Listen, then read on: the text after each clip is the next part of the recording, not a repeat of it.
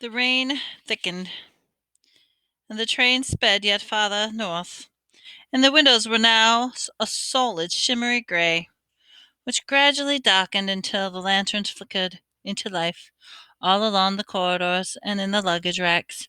The train rattled, and the rain hammered. The wind roared, but still Professor Lupin slept. "We must nearly be there," said Ron, leaning forward to look, but Professor Lupin at the now completely black window. The words had hardly left him when the train started to slow down. "Great," said Ron, getting up and walking carefully but past Professor Lupin to try to see the outside. "I'm starving. I want to get to the feast." "We can't be there yet," said Hermione, checking her watch. "So why are we stopping?" The train was getting slower and slower, and the noise of the pistons fell away. The wind and the rain sounded louder than ever against the windows. Harry, who was nearest the door, got up to look out in the corridor. All along the carriage, heads were sticking curiously out of their compartments. The train came to a stop with a jolt, and the distant thuds and bangs told them that the luggage had fallen out of the racks. Then, without warning, all the lamps went out, and they were plunged into total darkness. "What's going on?" said Ron's voice from behind Harry. "Ouch!" gasped Hermione. "Ron, that was my foot!" Harry felt his way back to his seat. "Do you think we've broken down?" "Dunno." Then there was a squeaking sound. Then Harry saw a dim black outline of Ron, wiping a pot clean of the window and peering out. "There's something moving out there," Ron said. "I think people are coming aboard." The compartment door suddenly opened and someone fell painfully over Harry's legs. "Sorry. Do you know what's going on? Ouch, sorry." "Oh, hello, Neville," said Harry, feeling around in the dark, pulling Neville up by his cloak. "Harry, is that you? What's happening?" "No idea. Sit down." There was a loud hissing and yelp of pain. Neville had tried to sit on Crookshanks. "I'm going to go ask the driver what's going on," came Hermione's voice. Harry felt her pass him, heard the door slide open again, and then a thud, and then two loud squeals of pain. "Whoa, who's that? Who's that? Ginny? Hermione? What are you doing?" "I was looking for Ron. Come on, sit down." "Not here," said Neville hurriedly. "I'm here." "Ouch," said Neville. "Quiet," said the hoarse voice suddenly. Professor Lupin appeared to have woken up at last. Harry could hear movements in his corner. None spoke. There was a soft crackling noise, and a shivering light filled the compartment. Professor Lupin appeared to be holding a handful of flames. They illuminated his tired, grey face, but his eyes looked alert and wary. "Stay where you are," he said, in the same hoarse voice. Then he got up slowly to his feet, and a handful of fire he held out in front of him. But the door did slowly open before Lupin could reach it. Standing in the doorway, illuminated by the shivers in the flame as Lupin's hand, was a cloaked figure that towered to the ceiling. Its face was completely hidden beneath its hood. Harry's eyes darted downward, and what he saw made his stomach contract. There was a hand protruding from the cloak, and it was glistening, grayish, slimy looking, scabbed with something dead that looked decayed in water. But it was visible only for a split second, as though the creature beneath the cloak sensed Harry's gaze, and the hand was suddenly withdrawn into the folds of his black coat. And there was a thing beneath its hood. Whatever it was drew a long, slow, rattling breath, as though they were trying to suck something more from the air than its surrounding. An intense cold swept all over them. Harry could feel his own breath catch in his chest. The cold went deeper and deeper into his skin. It was inside his chest, and it was inside his very heart. Harry's eyes rolled up into his head. He couldn't see. He was drowning in cold. There was rushing in his ears, as though of water. He was being dragged downward and roaring and growing louder. And then, there from far away, he heard something terrible, terrible, pleading screams. He wanted to help whoever he was trying to move his arms, but he couldn't. A thick white fog was swirling around him inside. Harry! Harry! Are you all right? Someone was slapping his face. What? Harry's eyes opened, and there, lanterns above him, and the floor was shaking. The Hogwarts Express was moving again, and the lights had come back on. He seemed to have slid out of his seat onto the floor. Ron and Hermione were kneeling next to him. Above him, he could see Neville and Professor Lupin watching. Harry felt very sick. When he put up his hands to push the glasses back on, he felt the cold sweat on his face. Ron and Hermione heaved him back onto the seat. Are you okay? Ron asked nervously.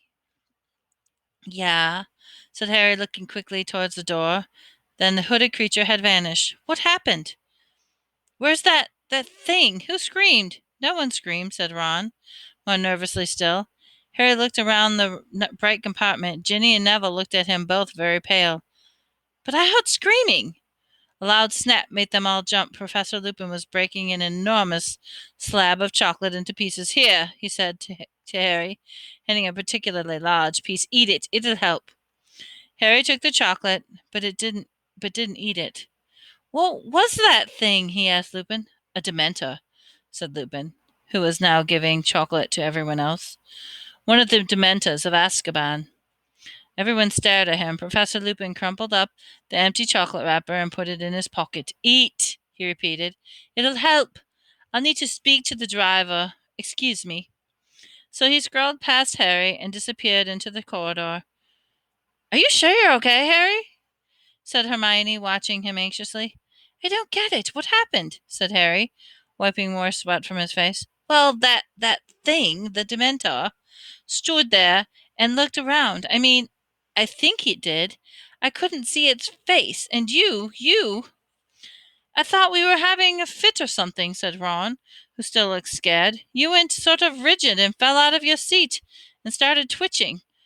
And Professor Lupin stepped over you and walked towards the Dementor and pulled out his wand, said Hermione. And he said none of us is hiding Sirius Black under our cloaks. Go! But the Dementor didn't move, so Lupin muttered something, and a silvery thing shot out of his wand at it, and it turned around and sort of glided away. It was horrible, said Neville, in a higher voice than usual. Did you feel how cold it was when it came in? It felt weird, said Ron, shifting his shoulders uncomfortably. Like I'd never be cheerful again. Ginny, who was huddled in the corner, looking nearly as bad as Harry, gave a sob. Hermione went over to put her arm comforting her. But didn't any of you fall off your seats? Said Harry, awkwardly. No, said Ron, looking anxiously at Harry. Ginny was shaking like mad, though. Harry didn't understand. He felt weak and shivery, as though he were recovering from a bad bout of the flu. He also felt the beginnings of shame. Why had he gone to pieces like that, when no one else had? Professor Lupin had come back. He paused and entered and looked around and said, with a small smile, I haven't poisoned that chocolate, you know. Harry took a bite and, to his great surprise, felt warmth spread suddenly through his lips and his fingers and his toes. We'll be at Hogwarts in 10 minutes, said Professor Lupin. Are you all right, Harry? Harry didn't ask how Professor Lupin knew his name. Fine, he muttered, embarrassed. They didn't talk much about during the remainder of the journey. At long last the train stopped at Hogsmeade Station, and there was a great scramble to get outside. Owls hooted, cats meowed, Neville's pet toad croaked loudly from under its hat. It was freezing, and the tiny platform rain was driving down icy sheets. First years, this way! Called a familiar voice. Harry, Ron, and Hermione turned and saw the gigantic outline of Hagrid and the other end of the platform, beckoning the terrified new-looking students towards their first traditional journey across the lake. Are you all right there? Hagrid yelled over their heads to the crowd. They waved at him, but had no chance to speak to him because of the mass of people around him, shunting them away along the platform. Harry, Ron, and Hermione followed the rest of the school to the platform and onto the rough mud track, where they at least 100 stagecoaches were waiting, remaining students each pulled. Harry could only assume that by invisible horse, because as they climbed inside and shut the door, the coach set off all by itself, bumping and swaying in procession. The coach smelled faintly of mold and straw. Harry felt better since the chocolate, but still weak. Ron and Hermione kept looking at him sideways, as though frightened he might collapse again. As the carriage trundled towards the pair of magnificent wrought iron gates, flanked with some columns topped with winged boars, Harry saw two more towering hooded Dementors standing guard on either side. A wave of cold sickness threatened to engulf him again. He leaned back in the lumpy seat and closed his eyes until they had passed the gates. The carriage picked up the speed on the long, sloping drive to the castle. Hermione was leaning out of the tiny window, watching as many turrets and towers draw near. At last, the carriage swayed to a halt, and Hermione and Ron got out. As Harry stepped down, a drawling, delighted voice sounded in his ear. "You fainted, Potter? Is Longbottom telling the truth? You actually fainted?" Malfoy elbowed past Hermione to block Harry's way up to the stone steps of the castle, his face gleeful and his pale eyes glinting maliciously. "Shove off, Malfoy," said Ron, whose jaw was clenched. "Did you faint as well, Weasley?" said Malfoy loudly. "Did the scary old Dementor frighten you too, Weasley?" "Is there a problem?" said a mild voice. Professor Lupin had just gotten out of the next carriage. Malfoy gave Professor Lupin an insolent stare, which took in the patches on his robes and the dilapidated suitcase with a tiny hint of sarcasm in his voice. He said, "Oh, no, Professor." Then he smirked at Crabbe and Goyle and led them up the steps from the castle. Hermione prodded Ron in the back to make him hurry, and the three of them joined the crowd swarming up the steps through the giant oak front doors and the cavernous entrance hall, which was lit in flaming torches, and housed the magnificent marble staircase that led to the upper floors. The door into the great hall stood open at the right. Harry followed the crowd forward it, but had barely glimpsed at the enchanted ceiling, which was black and cloudy tonight, with a voice called, "Potter! Granger! I want to see you both." Harry and Hermione turned around, surprised. Professor McGonagall, Transfiguration teacher and head of Gryffindor House, was calling over the heads of the crowd. She was stern-looking witch wore her hair in a tight bun. Her sharp eyes were framed with square spectacles. Harry found his way over to her with a feeling of foreboding. Professor McGonagall had a way of making him feel like he must have done something wrong. "There's no need to look so worried. I just want a word in my office," she told them. "Move along there, Weasley." Ron stared at Professor McGonagall, ushered Harry and Hermione away from the clattering crowd, and they accompanied across the entrance hall, up to the marble staircase and along the corridor. Once they were in her office, a small room with a large, welcoming fire. Professor McGonagall motioned to Harry and Hermione to sit down. She settled herself behind the desk and started abruptly. "Professor Lupin sent an owl to say that you were taken ill on the train, Potter." Before the door, Madame Pomfrey, the nurse, came bustling in.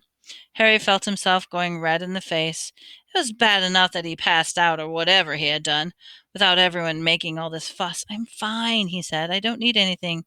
"Oh, it's you, is it?" Madame Pomfrey, ignoring this, bending down to the stare closely at him. "I suppose you've been doing something dangerous again." "It was a Dementor, Poppy," said Professor McGonagall. They exchanged a dark look, and Madame Pomfrey clucked disapprovingly. "Ah, setting Dementors around the school," she muttered, pushing Harry's hair back and feeling his forehead. "He won't be the last one who collapses. Yes, he's all clammy, terrible things they are. The effect they have on people who already are delicate." "I'm not delicate," said Harry crossly. "Of course you're not," said Madame Pomfrey absent-mindedly, now taking his pulse. What does he need?" said Professor McGonagall crisply. Bed rest? Should he perhaps spend the night in the hospital wing? I'm fine, said Harry, jumping up. The thoughts of what Draco Malfoy would say if he had to go to the hospital wing was torturous, or torture.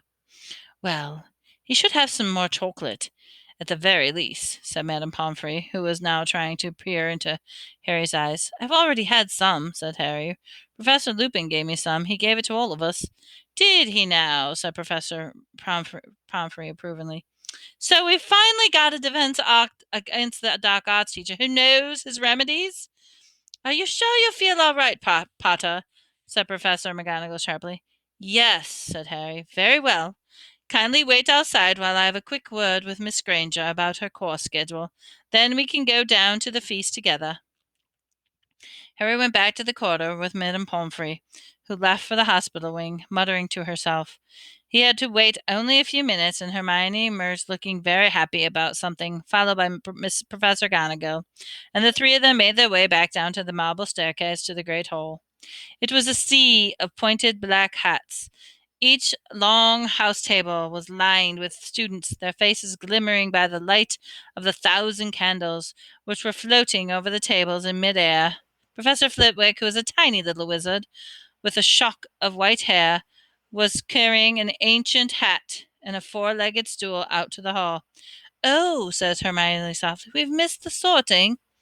New students at Hogwarts were sorted into houses by trying on the sorting hat, which shouted out the house they were best suited for, Gryffindor, Ravenclaw, Hufflepuff, or Slytherin. Professor McGonagall strode off towards her empty seat at the staff table, and Harry and Hermione set off in the other direction as quietly as possible. Towards the Gryffindor table, people looked around at them, and they passed along back to the back of the hall as a few of them pointed at Harry. Had the story of his collapsing in front of the Dementor traveled that fast? He and Hermione sat down on the other side of Ron, who was saved them seats. What was that all about? He muttered to Harry. Harry started to explain in a whisper, but at that moment the headmaster stood up to speak, and he broke off. Professor Dumbledore, though very old, always gave an impression of great energy. He had several feet long of silver grey hair, beard, half-moon spectacles, an extremely crooked nose. He was often described as the greatest wizard of the age, but he wasn't why Harry respected him. Couldn't help trusting Albus Dumbledore, and Harry watched him beaming around the students. He felt really calm for the first time since the Dementor had entered the train and compartment. Welcome, said Dumbledore, the candlelight shimmering on his beard. Welcome to another year at Hogwarts. I have a few things to say to all of you, as one of them is very serious. I think it's best to get out of the way before we become befuddled by our excellent feast. Dumbledore cleared his throat and continued, As you will all be aware, after the search of Hogwarts Express, our school is presently playing host to some of the Dementors of Azkaban, who are here on the Ministry of Magic business. He paused. Harry remembered what Mr. Weasley had said about Dumbledore not being happy with the Dementors guarding the school. They are stationed at every entrance of the ground, Dumbledore continued, and while they are with us, I must make it plain that nobody is to leave the school without permission. Dementors are not to be fooled by tricks or disguises, or even invisibility cloaks, he added blandly, and Harry and Ron glanced at each other. It is not the nature of the Dementor to understand the pleading or excuses. I therefore warn each one of you to give them no reason to harm you. I look for the prefects and our new head boy and girl to make sure that no student runs afoul to the Dementors, he said. Percy, who was sitting a few seats down from Harry, puffed out his chest again and sounded impressively. Dumbledore paused again. He looked very seriously around the hall, and nobody moved or made a sound. On a happier note, he continued, I am pleased to welcome our new teachers to our ranks here. First, Professor Lupin, who has kindly consented to fill our post of the Defense Against Dark Arts teacher. There was a scattered, rather of unenthusiastic applause. Only those who had been in the compartment in the train with Professor Lupin clapped hard, Harry among them. Professor Lupin looked particularly shabby next to all the other teachers in their best robes. Look at Snape, Ron hissed near Harry's ear. Professor Snape, the potions teacher, was staring along the staff table at Professor Lupin.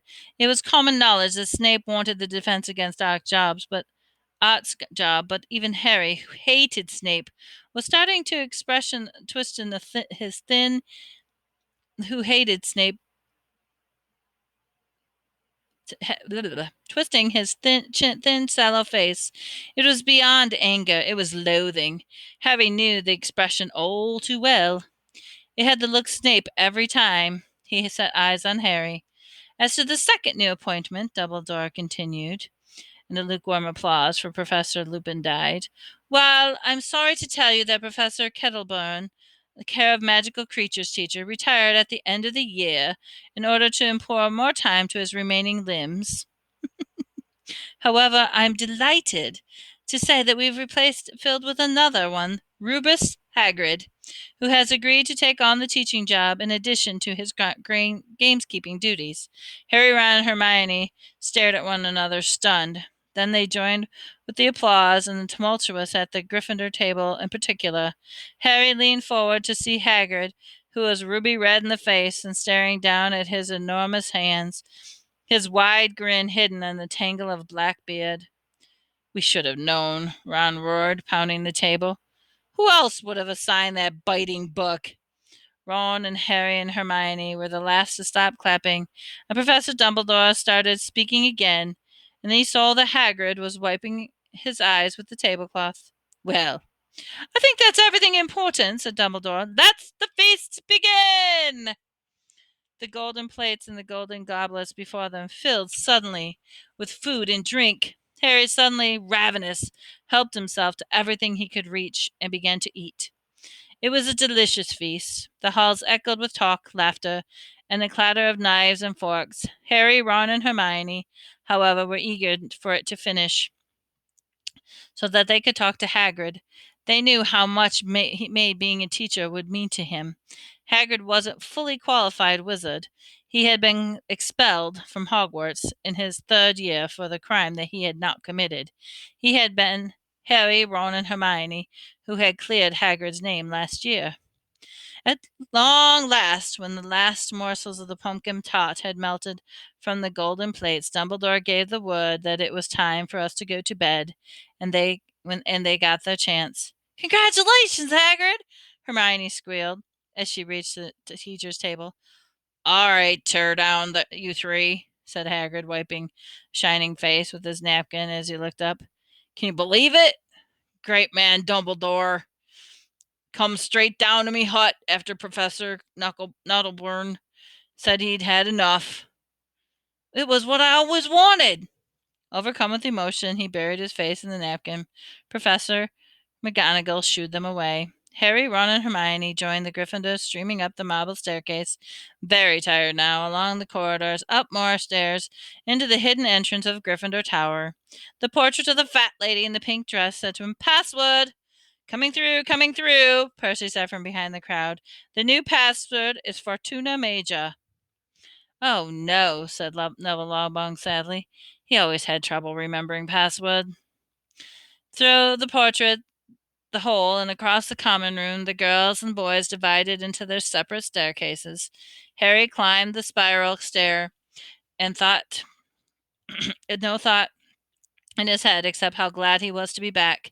They reached the familiar circular dormitory with its four poster beds, and Harry, looking around, felt that he was at home at last.